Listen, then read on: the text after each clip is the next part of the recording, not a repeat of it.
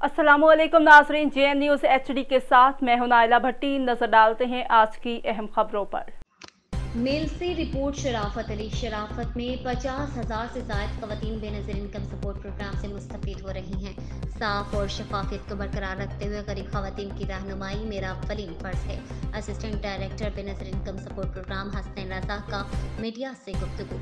Mail से ताल्लुक़ रखने वाले हसनैन रज़ा, जिसने अपने इदारे में बेहतरीन कारकर्दगी पर एवार्ड और बेस्ट कारकर्दगी पर सर्टिफिकेट हासिल किए। खानेवाल से मेल से आने और एवार्ड हासिल करने पर सीनियर सहाफ़ी सज्जाद अहमद सईदी, सादिक अली मिर्ज़ा, ज़िशान अफजल और अली बहादुर कारी खातिम हुसैन मोहम्मद अहमद के हमरा मुबारकबाद दी।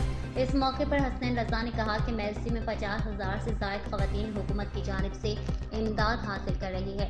हर ख़वातीन को दरपेश मसाइल मेरिट पर हल करना मेरा अव्वलीन फ़र्ज़ है। उन्होंने कहा कि हुकूमत की जानिब से दी गई रकम रिटेलर से हासिल करें और अगर कोई कटौती करता है इसके खिलाफ भरपूर एक्शन लिया जाएगा, और कहा कि मीडिया ऐसे अनासर की निशानदेही करे।